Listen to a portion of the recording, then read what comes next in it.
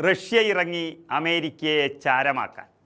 പശ്ചിമേഷ്യയിൽ അമേരിക്കയും ഇസ്രായേലും ചേർന്ന് നടത്തുന്ന നീക്കങ്ങൾക്ക് അപ്രതീക്ഷിതമായ തിരിച്ചടി നൽകിക്കൊണ്ട് റഷ്യൻ പ്രസിഡന്റ് വ്ളാഡിമിർ പുടിൻ നേരിട്ട് രംഗത്തിറങ്ങിയിരിക്കുന്നു. കേവലം ഒരു പിന്തുണ എന്നതിലുപരി യുദ്ധത്തിൻ്റെ പോർക്കളത്തിലേക്ക് റഷ്യ സജീവമായി ഇടപെടുകയാണ്.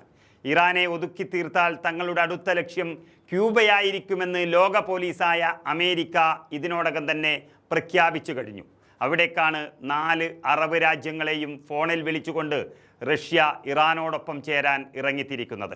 അമേരിക്കൻ പ്രസിഡന്റ് ഡൊണാൾഡ് ട്രംപ് ഇസ്രായേലിന് വേണ്ടി ഇറാനുമായി നേരിട്ടുള്ള ഏറ്റുമുട്ടലിന് തയ്യാറെടുക്കുമ്പോൾ റഷ്യൻ സൈന്യം ഇറാനോടൊപ്പം ചേർന്ന് നിൽക്കുന്നത് ലോകത്തെ ഞെട്ടിച്ചിരിക്കുകയാണ്. ഇതിൻ്റെ ഭാഗമായി റഷ്യൻ ഭരണകൂടം 4 പ്രമുഖ അറബ് രാജ്യങ്ങളിലെ നേതാക്കളെ അടിയന്തരമായി ഫോണിൽ വിളിച്ചതായാണ് പുറത്തുവരുന്ന റിപ്പോർട്ടുകൾ.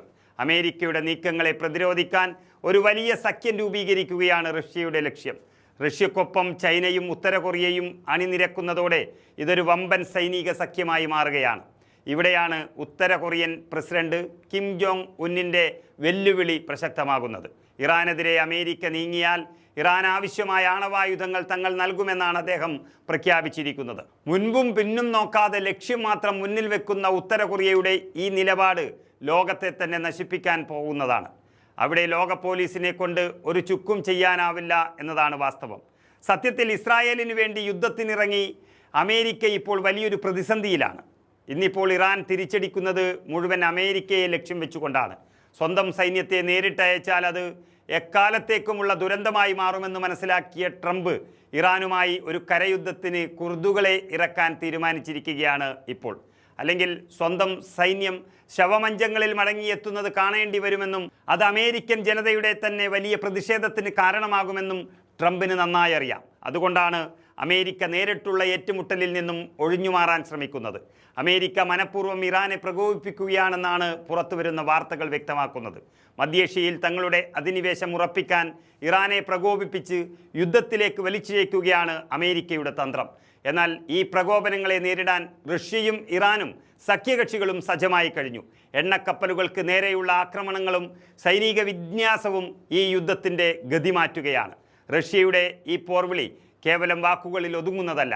അമേരിക്കയുടെ താവളങ്ങൾക്ക് ചുറ്റും തങ്ങളുടെ കരുത്ത് തെളിയിക്കാൻ മോസ്കോ തയ്യാറെടുത്തു കഴിഞ്ഞു. 4 അറബ് രാജ്യങ്ങളുടെ പിന്തുണ കൂടി ലഭിക്കുന്നതോടെ പശ്ചിമേഷ്യയിൽ അമേരിക്ക പൂർണ്ണമായും ഒറ്റപ്പെടുകയാണ്. ട്രംപിൻ്റെ ഭരണത്തിന് കീഴിൽ അമേരിക്ക ഒരു വലിയ സൈനിക ദുരന്തത്തിലേക്ക് നീങ്ങുകയാണോ എന്നൊരു ചോദ്യമാണിപ്പോൾ ഉയർന്നു വരുന്നത്. ഇറാൻ ഒരിക്കലും ഒറ്റയ്ക്കല്ല എന്ന സത്യം അമേരിക്ക തിരിച്ചറിയേണ്ടിയിരിക്കുന്നു. ആണവായുധം കയ്യിലുണ്ടായിരുന്നുവെങ്കിൽ നോർത്ത് കൊറിയയെപ്പോലെ ഇറാനെ തൊടാൻ അമേരിക്ക ഭയപ്പെടുമായിരുന്നു എന്ന് ഇപ്പോൾ ഇറാൻ ഭരണകൂടം മനസ്സിലാക്കുന്നുണ്ട്. അതുകൊണ്ട് തന്നെ റഷ്യയുടെയും ഉത്തര കൊറിയയുടെയും സഹായത്തോടെ ആ വിടവ് നികത്താൻ അവർ ശ്രമിക്കുകയാണ്. വരും ദിവസങ്ങളിൽ യുദ്ധക്കളത്തിൽ ഈ വൻ ശക്തികൾ നേരിട്ടേറ്റുമുട്ടുന്ന ഒരു സാഹചര്യമുണ്ടായാൽ അത് ലോകത്തിൻ്റെ തന്നെ ഭൂപടം മാറ്റിവരയ്ക്കുന്ന ഒന്നായിരിക്കും. ലോക പോലീസിനെ മുട്ടുകുത്തിക്കാൻ റഷ്യയും സഖ്യകക്ഷികളും ചേർന്നൊരുക്കുന്ന ഈ നീക്കം അത് തകർക്കാൻ ട്രംപിന് കഴിയുമോ എന്ന് കാത്തിരുന്നു തന്നെ കാണണം.